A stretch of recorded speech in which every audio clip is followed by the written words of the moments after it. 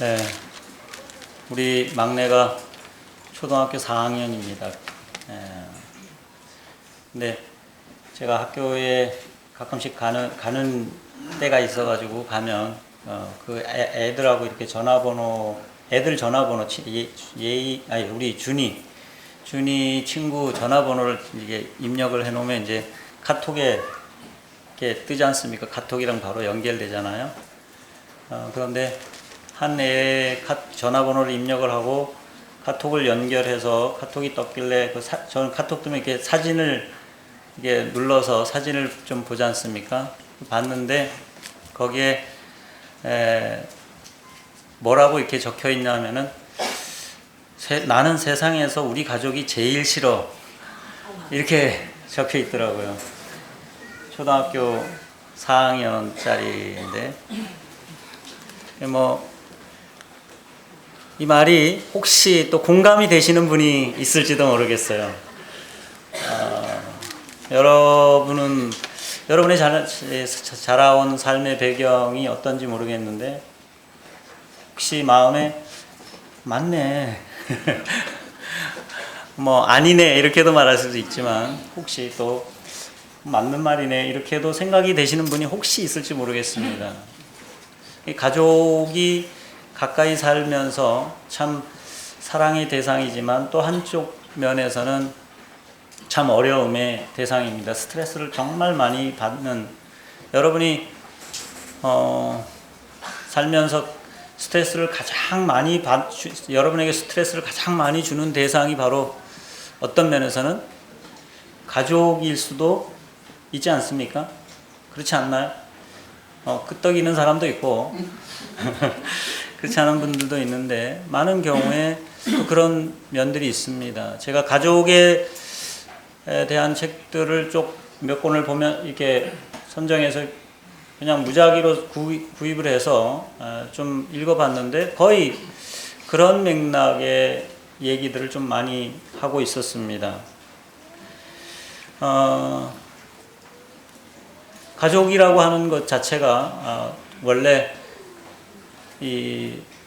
쉽지 않은 관계, 서로 다른 사람들이 만나기 시작하고 다른 사람들이 태어나서 점점 가족이 더해 갈수록 어떤 면에서는 가족 수가 더해 갈수록 어려움들이 더 많아질 가능성이 많은 이유입니다. 제가 우리 애가 이제 큰애가 결혼을 해서 애를 하나 낳고 하나 낳았을 때 걔는 그 큰애를 낳았을 때는 저희 집에서 이제 지냈으니까 한 2년 가까이를 저희 집에서 지냈는데 하루에도 수십 번을 자기 애를 이쁘다고 얼마나 이뻐하는지 몰라요. 그런데 한 얼마 안 돼서 이제 또 금방 또 둘째가 태어났으니까 이제 애가 둘이 됐습니다. 둘이 됐는데 아주 잘 지내고 있어요. 그래서 제가 고마운 마음이 드는데 제 마음에는 얘가 셋을 또 낳는다 그러면 어쩌나 이런 마음이 들어요. 왜냐하면 제가 이렇게 만나는 분들을 보면 애 키우는 게 정말 힘들다 이런 얘기를 많이 하니까 근데 얘는 별로 그런 게 없이 너무 그 둘 데리고도 너무 좋아하는 거예요. 그 둘째는 머시맨데 좀 등치도 있고 막 금방 자기 언니 누나만큼 막 커가는 것 같아요. 그런데도 아주 되게 좋아하고 그래요. 제가 감사가 되는데 한쪽 면에는 또 염려가 돼요. 이게 어려움들을 남들이 말하는 어려움들을 알고 제가 그러면서 우리 아내가 이제 5을 낳아서 키웠는데 어떻게 키웠을까 이런 생각이 들어요. 다 많이 지난 시간이 많이 지났으니까. 그러니까 저희 장모님이 우리가 애를 하나, 둘 낳을 때까지만 해도 좀 괜찮았을 텐데 셋, 거기다 넷, 5 이렇게 낳았다 그랬을 때 얼마나 마음에 이 염려가 되셨을까 하는 게 이제 좀 이해가 됩니다. 그래도 어려운 내색 안 하시고 격려하시고 도우시고 함께 해주신 것에 아주 제가 감사가 돼서 이 시간에 제가 고맙다 이 말씀을 꼭 드리고 싶다 이런 생각이 들었습니다. 오늘 저는 이런 가정에 대한 이야기를 잠깐 좀 교제하고 싶은 마음이 있습니다. 성경 본문은 창세기 25장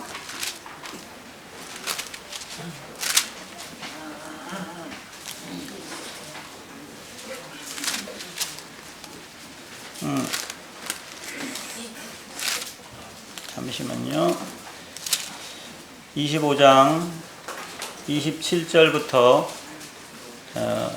34절 말씀을 같이 한번 읽어보도록 하겠습니다. 창세기 25장 27절부터 34절을 같이 한번 읽겠습니다.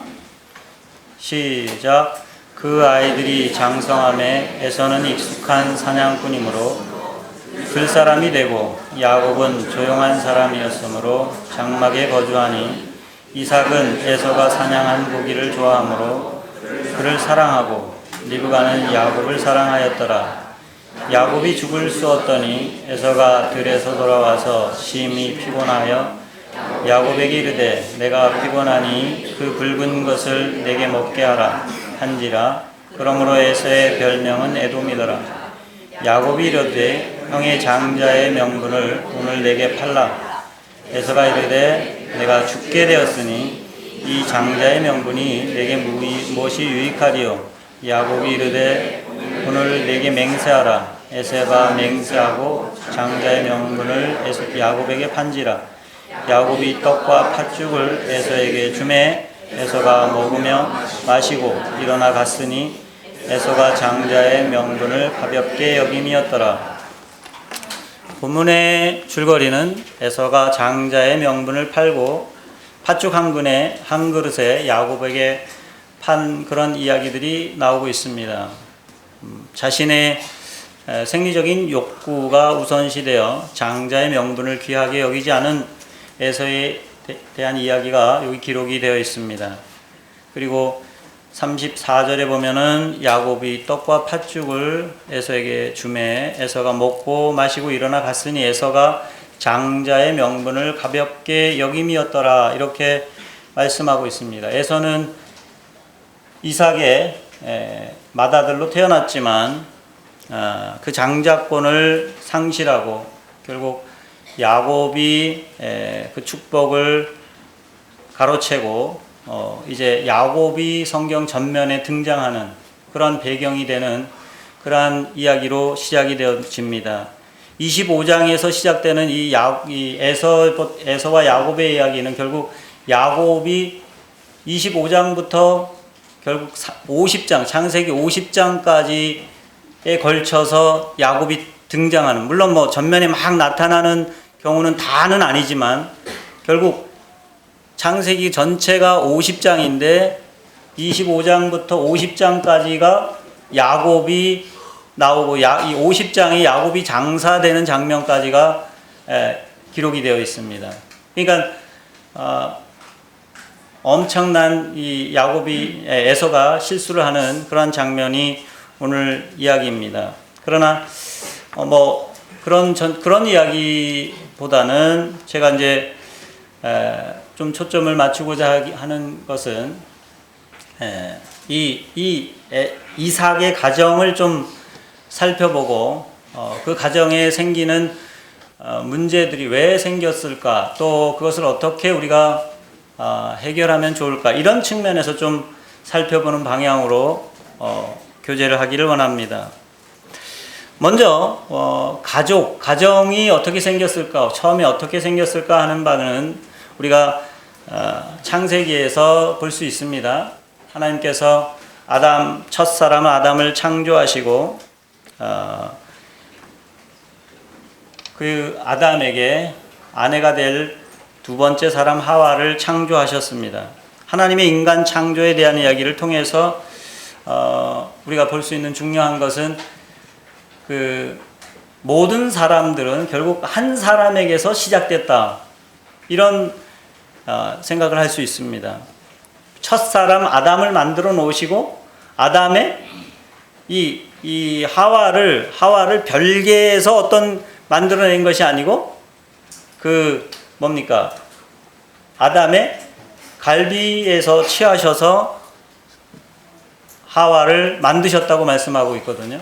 그러니까 처음 이 인류의 시작은 우리 성경 하나님의 말씀에 의하면 한 사람으로 시작됐고 그 사람을 통해서 인류가 시작된 것을 보게 됩니다. 두 사람이 아니고 한 사람입니다.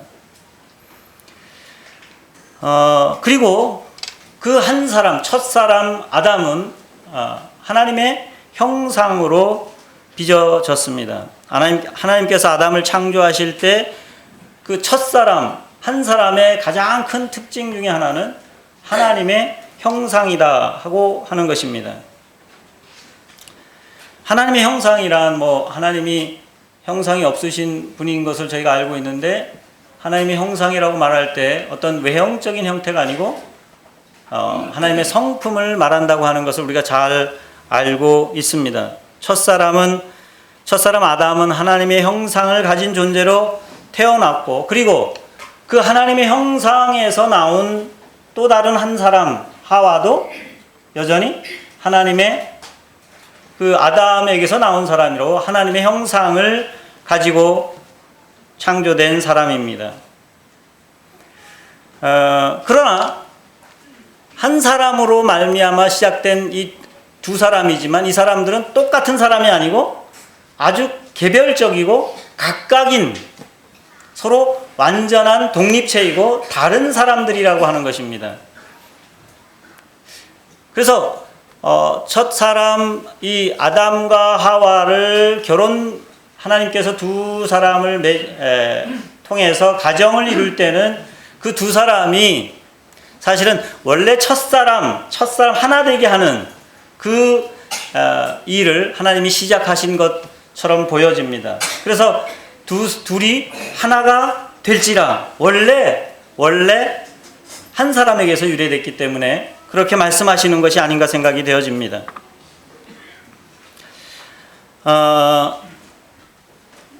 그래서 창세기 2장 24절에 남자가 부모를 떠나 그의 아내와 합하여 둘이 한 몸을 이룰지라 이렇게 말씀하고 있습니다. 아주 개별적인 그런 존재로 만들어졌지만 원래 하나님이 의도한 그 첫사람 하나님의 형상을 가진 그 사람을 하나 된 사람을 만드는 게 결혼이라 이런 생각이 되어집니다.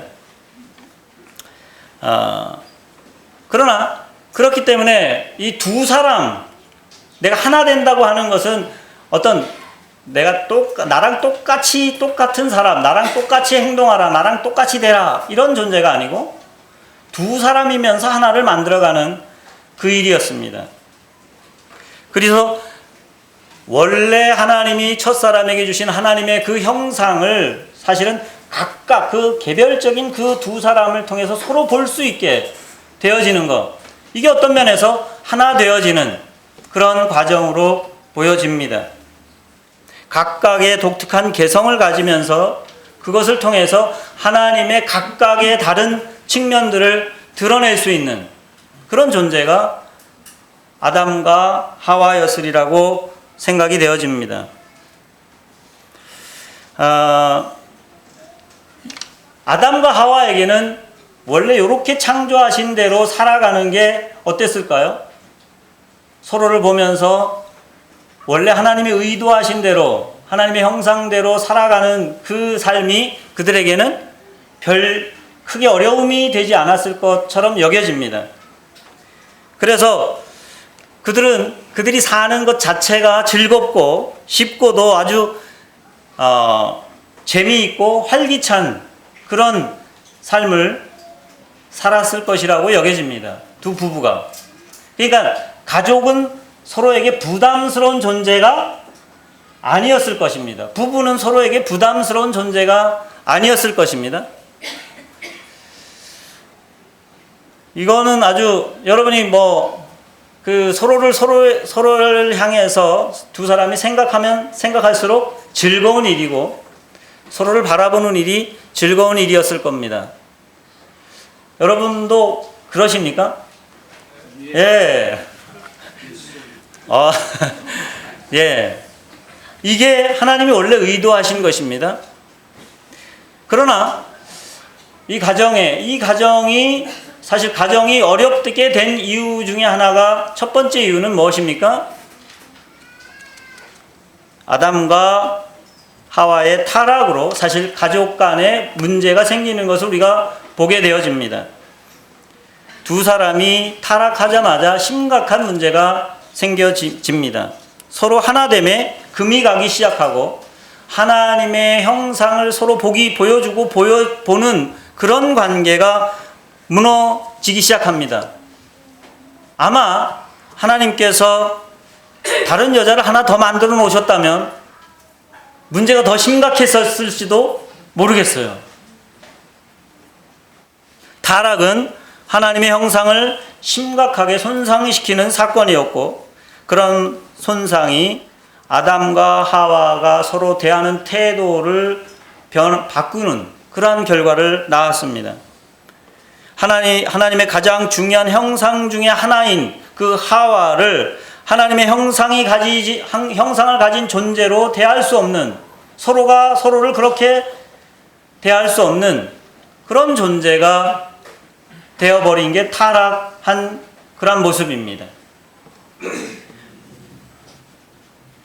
타락은 하나님께 대한 신뢰가 무너진 사건인데, 하나님께 대한 이 신뢰가 무너진 것은 결국 하나님의 말씀에 대한 신뢰가 무너진 것입니다. 그리고 사실은 진실이신 하나님의 말씀보다는 거짓인 사탄의 말이 더 신뢰를 얻는 그러한 사건이었습니다. 결국 이러한 타락이 들어오면서 가정도 심각하게 문제가 되어지는 것을 보게 됩니다. 이것은 서로 간에 둘이 사는 것이 정말 스트레스를 만들어내는 그런 관계를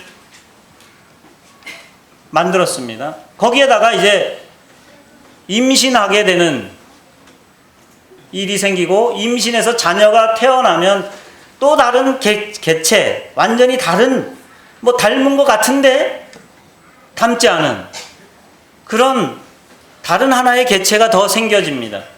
이것은 어떤 면에서 보면, 우리가 타락이라는 관점에서 보면 가족이 하나 더해진 것은 스트레스를 만드는 한 요인이 어떤 면에서 생겨난 것처럼 보여지는, 그게 전부는 아니지만 그러나 그 요인을 안고 있는 존재가 되어집니다. 특별히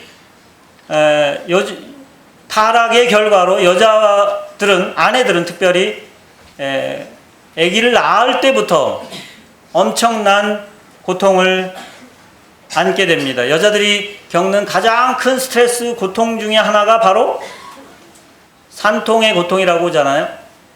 저는 낳아보질 않아서 잘 모르지만 보통 그렇게 말합니다. 근데 좀 생각을 해보니까 산통도 사실 은혜다, 이런 생각이 들어요. 하나님이 우리에게 허락하시는 것은 은혜가 아닌 게 없지 않습니까? 그러니까 그 스트레스를 줄 만한 대상인 그 아이를 내가 끝까지 잘 키울 수 있는 그 힘이 어디서 올까 하는 생각을 해보면, 어쩌면 그 산고에서 오지 않을까. 엄마들이 그런 말 하잖아요. 내가 어떻게 낳은 자식인데. 그러잖아요. 어떻게 낳은 자식인데, 그 고생해서 낳은 자식인데. 그래서 엄마들이 정말 힘겨운 아이들을 안고서 잘 살아가지 않을까, 그런 생각을 하게 됩니다.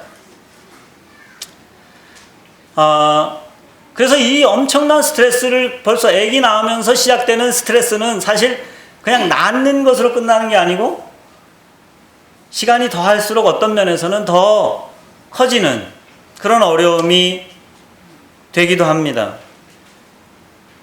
물론 남자들도 거의 이어서 나오는 말씀에는 노동을 주시고 노동도 양면성이 있는데 정말 스트레스를 주는 그러한 일일 수 있지만 하나님이 그것도 하나님이 허락하셨다고 하는 측면에서 볼 때는 그게 남자들에게도 여전히 남편들에게도 은혜다. 이런 생각이 되어집니다.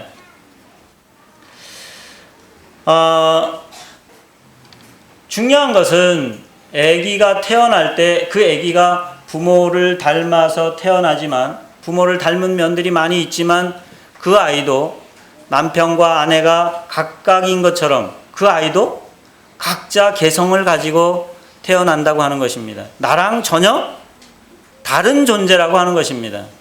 그렇지 않습니까? 키워보면 뭔가 비슷한 것 같은데 나를 닮은 것 같은데 내가 걔를 이해한다고 생각하는데 보면 아닌 거예요.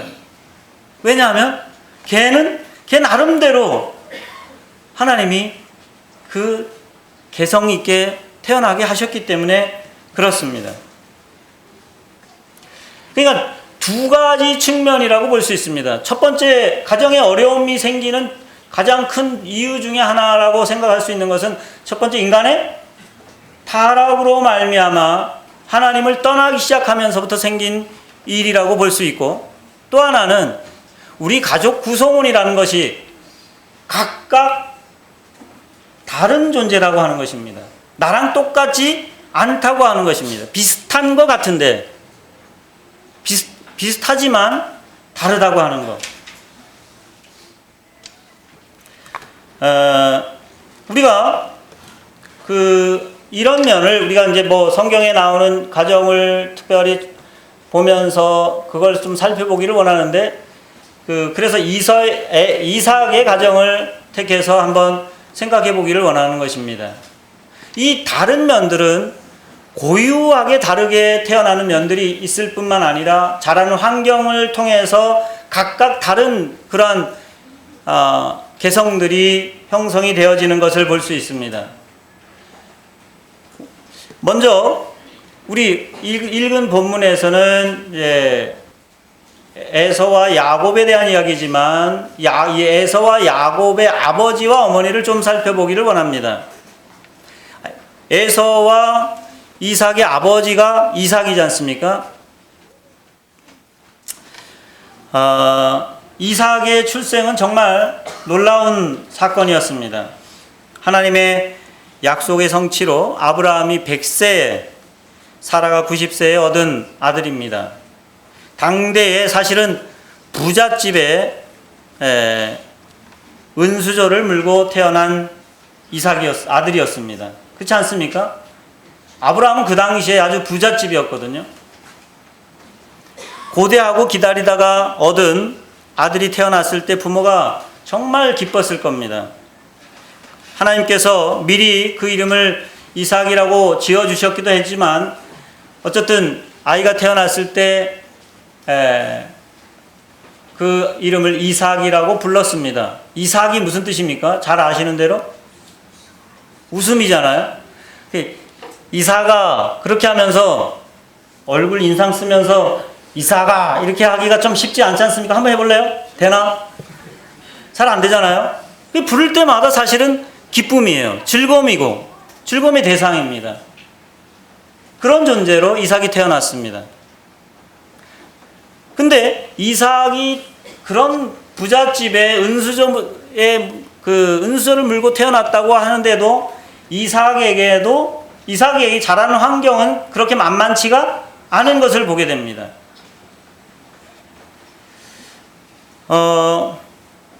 이삭이 젖을 때면 뭐 한 서너 살 그 정도, 두세 살 아니면 서너 살 거기 당대에 그렇게 했다고 말하는데, 그때 젖을 떼면서 잔치를 베풀었습니다.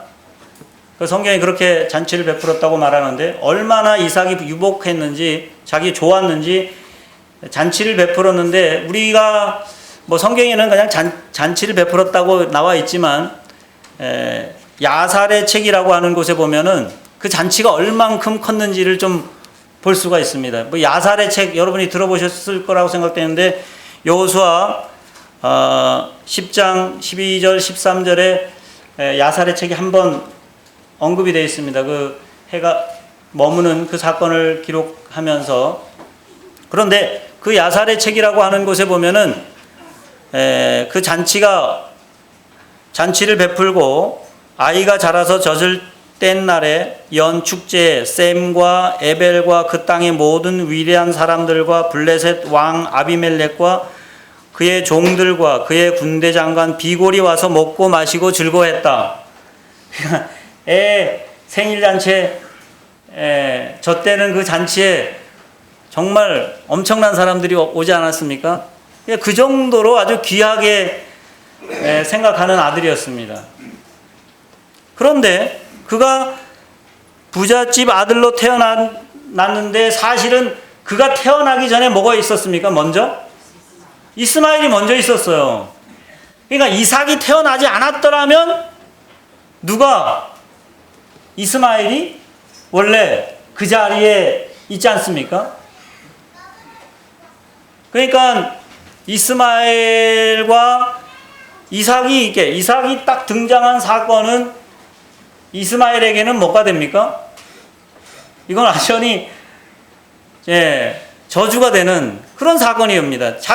이스마엘이 태어난 거는 정말 이스마엘에게는 복이었을지 모르지만 다른 이스마엘에게는 정말 어려운 일이었습니다. 그래서 원래 이삭이 태어나지 않았으면 그 부잣집의 상속자는 이스마엘이 될 것이었습니다. 그러나 이삭으로 말미암아 이스마엘은 완전히 그 자리를 빼앗기는 그런 어려움에 처하게 됩니다. 우리는 그 어려움을 어느 정도 충분히 예상할 수 있을 것 같습니다. 그래서 사실 이스마엘이랑 그 사이에 문제가 생기잖아요. 이스마엘이 이삭을 놀리는 그런 사건이 발생됩니다. 우리 성경에는 그냥 바로 그 잔치를 베푼 사건과 바로 연결돼서 잔칫날 그랬나 이런 생각이 난 읽을 때마다 그런 생각이 들었는데 그건 아닌 것 같고, 이 일은 어떤 면에서는 꾸준히 좀 반복적으로 있었던 것 같습니다. 왜냐하면 그 한 번의 사건으로 이스마엘을 쫓아내는 그러한 일이 발생하지는 않았을 것 같거든요. 그러니까 뭔가 이스마엘이 이삭에 대해서 어려움을 주는 그러한 일들이 반복적으로 있어 왔던 것 같습니다. 그리고 그것에 대해서 기록이 그 한 줄로 이렇게 딱 기록이 되어지는 것 같습니다.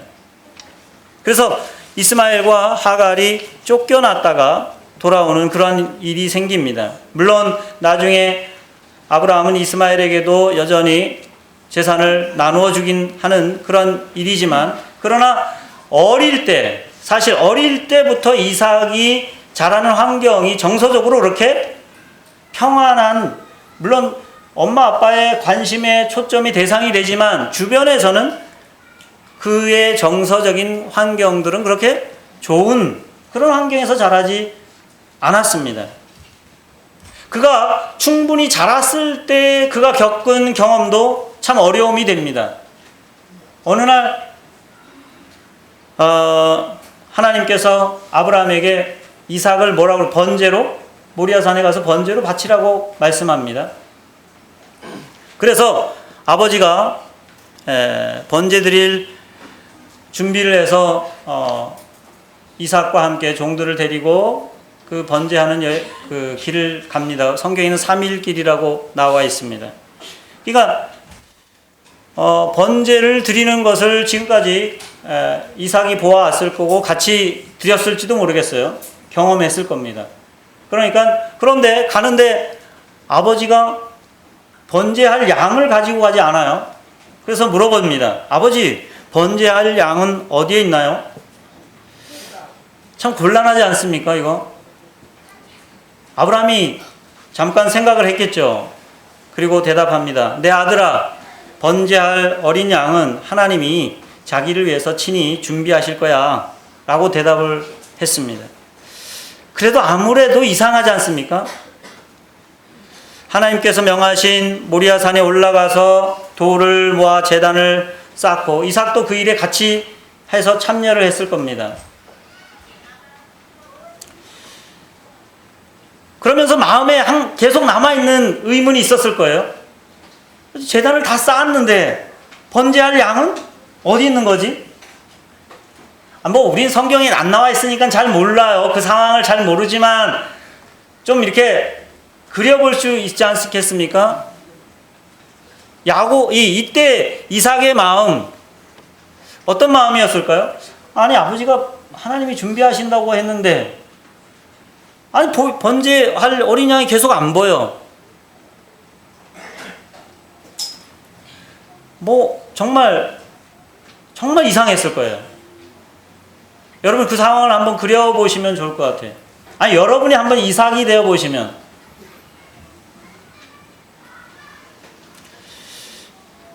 그리고 제단이 다 준비된 다음에 아브라함이 이삭아 네가 여기 올라가거라 뭐 아니면 이삭을 묶어서 거기다 묶어서 올려놓기는 좀 크니까 묶어서 얹혔던 제단에 이삭을 올려놓습니다.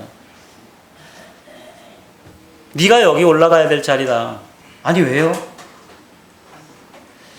번제할 어린 양은 하나님이 준비하신다고 하셨잖아요.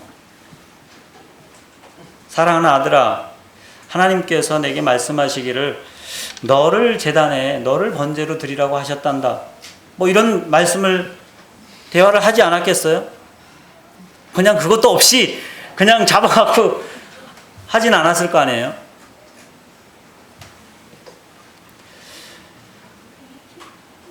어쩌면 이삭은 농담처럼 여겼을지도 모르겠어요. 장난하나?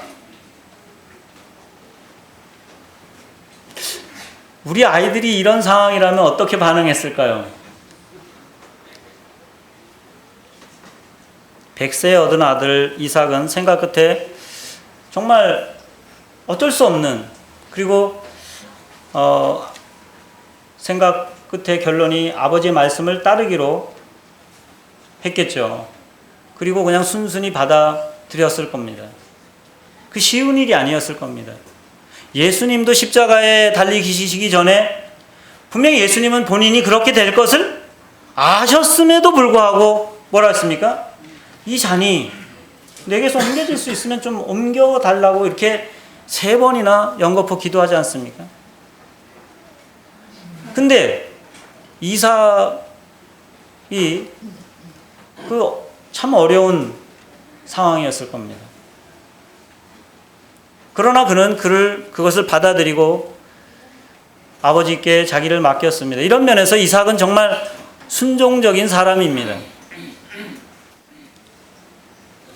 그리고 정말 아브라함이 이 칼을 들어서 내려 급수를 치려고 합니다. 정말 이것은 이삭의 생애에서 그 생애를 생애 내내 영향을 미칠 만한 그러한 사건이었을 겁니다. 그게 트라우마가 될 수 있는 그런 사건이지 않겠습니까? 우리 아버지가 나를 번제로 그냥 죽이려고 했다. 요즘 애들은 우리 아버지가 뭐라고 나한테 안 좋은 말만 한마디 해도 어때요? 그걸로 그냥 충격 먹었다고 난린데, 물론 이런 얘기는 성경에 기록되어 있지 않지만 우리가 충분히 생각해 볼 수 있는 여지가 있습니다. 이때 이삭의 나이를 우리는 보통 청소년 정도로 생각하는데, 물론 그 당시의 나이에 비교해 보면 청소년으로 생각할 수도 있는데, 그 야살의 책에는 37세라고 이렇게 얘기를 하고 있어요. 37세. 다 큰 사람을. 그게 어느 정도 맞는 것 같은데, 왜냐하면 이삭이 40세에 결혼을 합니다. 40세에 결혼을 하는데 거기에 이제 리브가랑 결혼하잖아요. 그리고 그의 어머니가 사라잖아요. 사라가 그때 이제 127세에 죽는 것으로 나오는데, 사라를 장사한 이후에 그 리브가랑 결혼한 것으로 인해서 위로를 얻었다, 이렇게 얘기를 하고 있어요. 근데 사라가 왜 죽었는지는 이게 명확하게 언급이 안 돼 있어요. 그런데 그냥 이건 얘기라서 뭐 근거는 없습니다. 그러나 어떻든 그 야살의 책이라고 하는 곳에는 이 사라가 정말 걱정을 많이 했다, 이삭을 드리는 것에 대해서. 그렇지 않겠습니까? 자기 아들을 데리고 가서 그렇게 하는데 정말 피가 마르는 그런 걱정을 했을 수 있습니다. 그러나 그가 살았다 하는 소식을 듣고 정말 너무 이 반전이 돼서 반전이 되니까 그걸로 인해서 죽었다, 이런 얘기를 해요.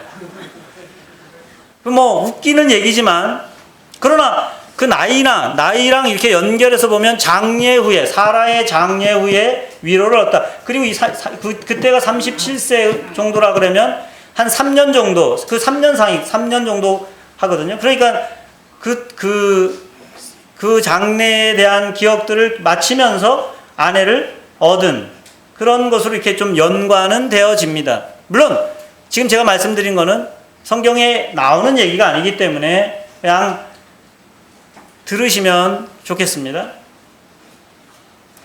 제가 말씀드리고자 하는 것은 이삭이 사실 그게 우리가 그냥 읽을 때는, 우리가 성경을 읽을 때는 거기에 자세한 기록이나 감정들이 기록되어 있지 않지만 그 사건들을 우리가 생각해 본다고 하면 엄청난 충격의 사건이었을 거라고 하는 것입니다.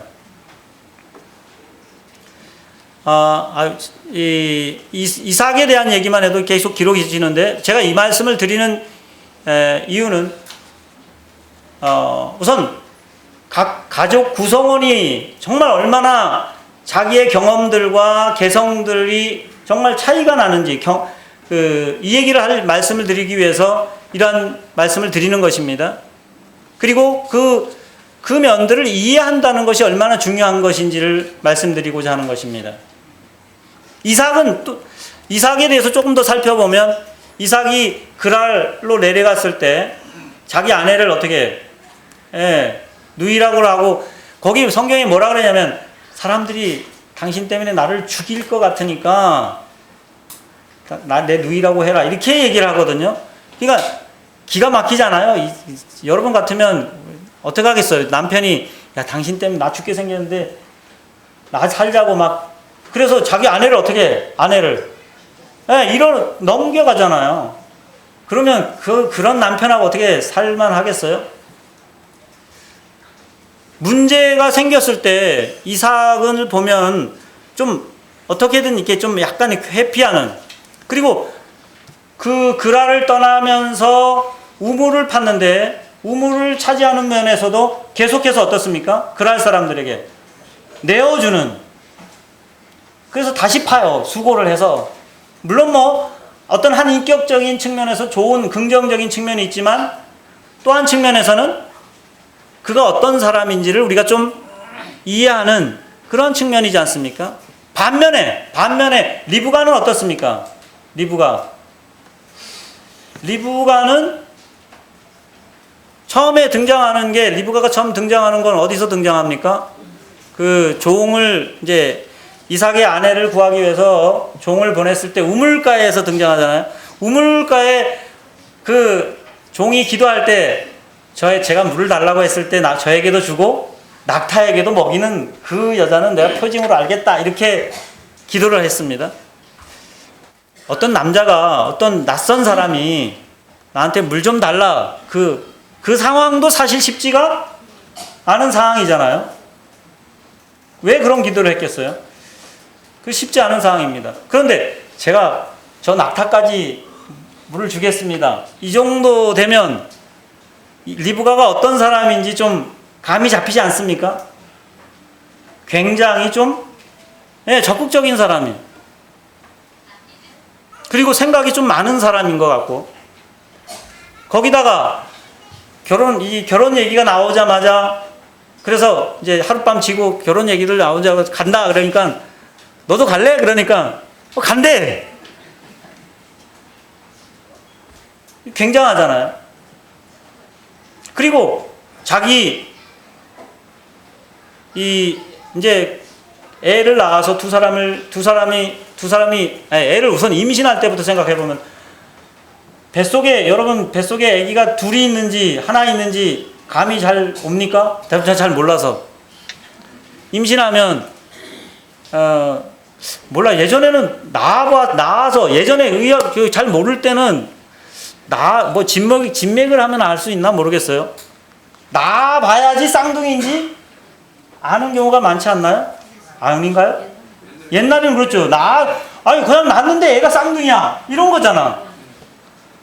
그런데 뱃속에서 발길질하고 노는 건지 뭔지 모르겠는데, 이걸 두 애가 싸운다 이렇게 표현했어요.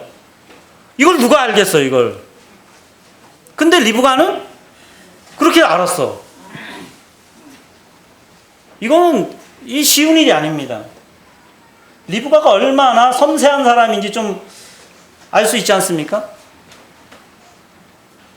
그리고 이러한 모습들은 야곱을 편애하는 면에서, 야곱이 이삭에게 축복을 받아낼 때 위장하는 거 보면 굉장해요. 이런 면들이 다 드러납니다.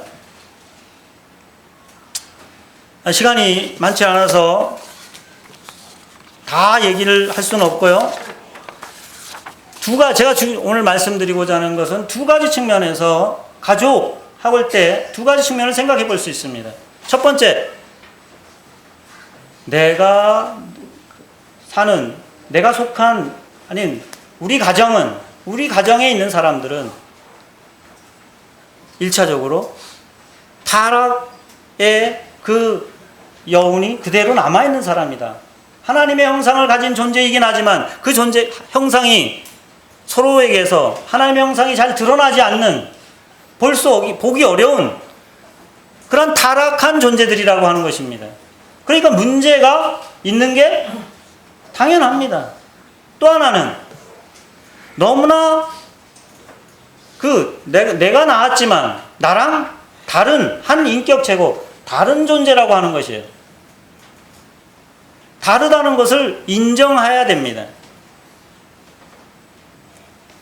이 두 가지 면이 아주 중요한 이야기입니다.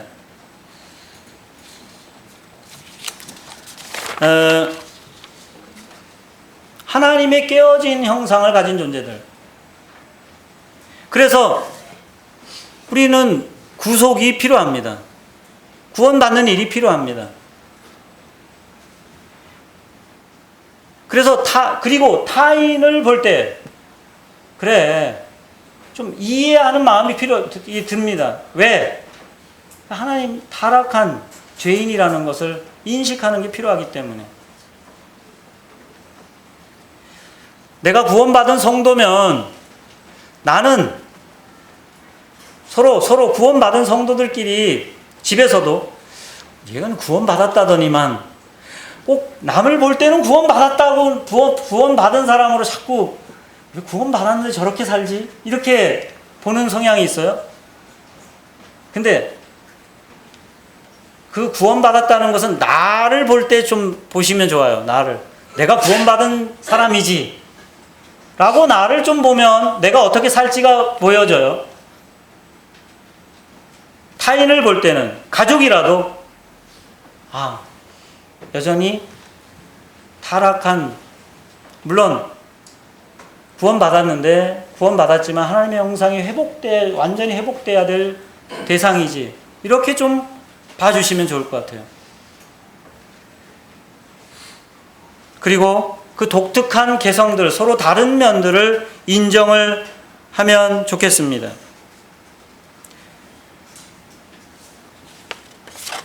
또 하나님께서 그 다른 개개인들을 통해서, 개성을 가진 존재들을 통해서 하실 일들을 좀 기대하면 좋겠습니다.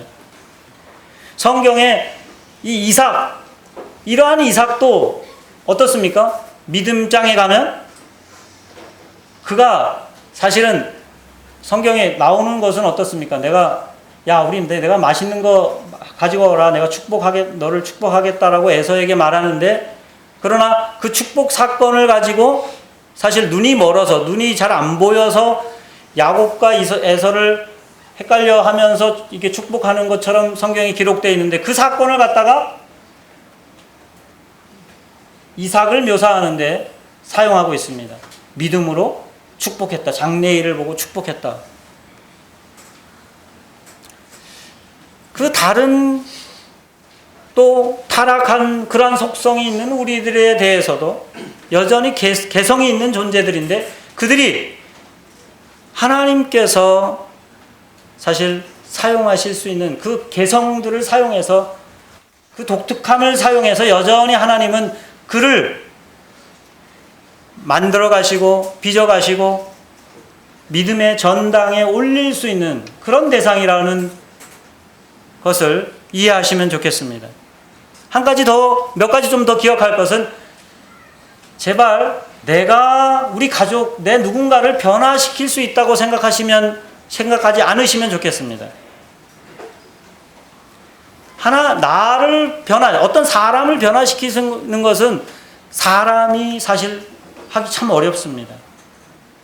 사람을 변화시키는 것은 하나님이 변화시키지 않으면, 하나님이 변화의 계기를 주지 않으면 참 어렵습니다. 그거 알지 않습니까? 그러면서 내가 여전히 뭔가 변화시킬 수 있는 것처럼 쪼읍니다. 잔소리를 합니다.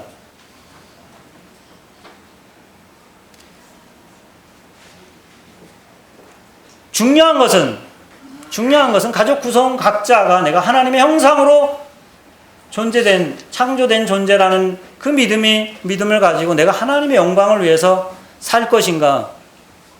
그래서 그것을 볼 수 있으면, 만약에 이삭에게 아브라함이 보여준 것이 있다면, 아브라함이 했던 그 말, 하나님이 자기를 위하여 그 번제할 어린 양을 하나님이 자신이 준비하실 거라고 말했는데, 그 일이 어땠습니까?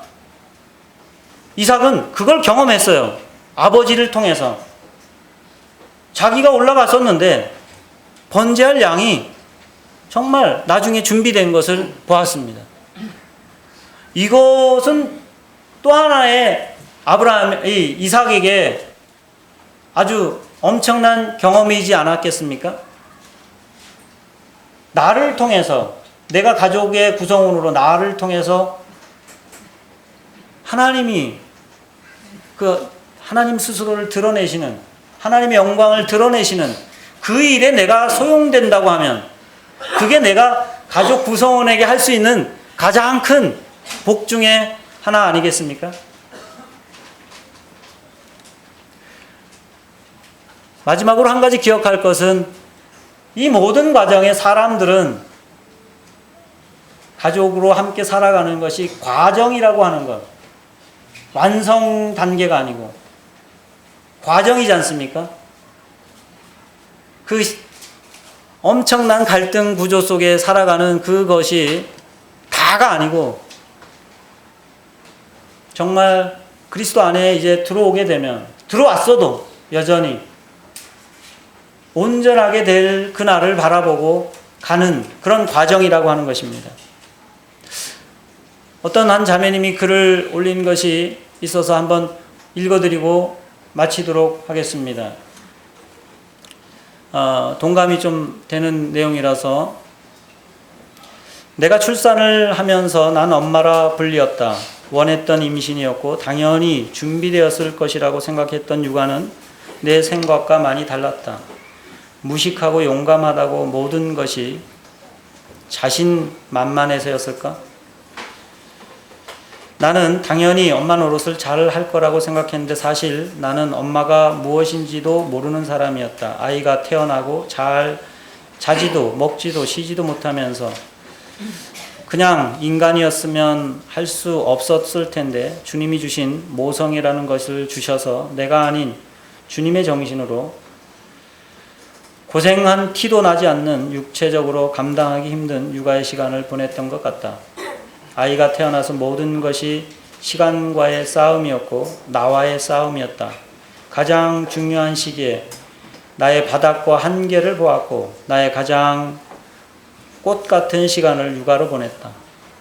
리즈라고 불리던 때가 있었을지도 알 수 없게 된 난 전혀 경험해보지 못한 나로 변했고 이러한 것은 생각할 틈도 없이 하루하루 사고 없이 무사히 보내기를 바랬던 것 같다. 난 육아의 그 시간이 무엇 때문에 그리도 힘들었을까? 자녀를 위해 하는 수고로 분명 몸이 고되었지만 그 고됨이 힘듦은 아니었던 것 같아. 아이를 안고 우연히 거울에서 발견한 내 두꺼운 팔을 보며 이래서 아이를 안아줄 수 있다고 생각하며 내 팔이 자랑스러웠고 어쩌면 인생에서 가장 좋고 건강한 육체와 정신을 가졌던 그 시간을 아이들과 함께 보낼 수 있어서 좋았을 뿐만 아니라 감사했다. 하지만 난 힘들었다. 어쩌면 나는 성숙과 성장을 거부함으로 인해 육아라는 시간이 힘들므로 생각했던 것은 아니었나 싶다. 사춘기라는 시간을 걸어가는 아이들을 보니 다른 어느 때보다 사실 마음이 급하다. 마음 같아서는 당장 모든 것을 잘라 내가 원하는 곳으로 보내고 싶지만 과정을 거치지 않고서는 불가능한 일이다. 내 앞에서 벌어지는 과정을 모두 보고 공감하며 때로는 다독이기도 해야 하니 정말 어떤 때는 미치고 팔딱 뛰겠다. 그러고 보니 나도 엄마의 완성으로 시작이 아니라 엄마의 시작으로 아이들과 똑같이 시작했다. 아이들이 사춘기 전까지의 시간을 보내고 새로운 사춘기 시간을 끝내면 세상에서 독립할 어른으로 서는 것처럼 나도 엄마로서의 시간을 아이들의 시기에 맞춰 알맞게 보내다가 아이들이 어른이 될 때 나는 엄마의 시간이 끝나는 것이었다. 우리는 엄마와 자녀로 모습만 달랐지 함께 과정 위에서 걸어가는 사람들이었다. 하루에 수십 번 쟤는 왜 저래? 라고 말하며 이해할 수 없다고 생각했지만 그래도 우리는 서로를 이해할 수 있고 그래서 서로를 안아줄 수 있고 그래서 서로를 격려하며 기다릴 수 있는 그런 관계였던 거였다. 그래서 자녀와 나는 힘들게 느껴지는 이 일을 함께 걸어갈 수 있는 것이었다. 지금 어려움이 있는 가족 관계들이 쉽지 않은 그런 관계들일 수 있지만 이거는 여전히 과정 중에 있는 것이고 이제 그 성숙한 과정들의 길을 가는 그 과정 중에 있는 것을 기억하면 지금 하는 일들이 그렇게 어렵게만 여겨지진 않을 거라고 여겨집니다. 기대하고 기도하며 잘 이겨나가는 저희가 어린 자녀들이 많아서 이런 말씀을 같이 교제했습니다. 기도하고 마치겠습니다. 주님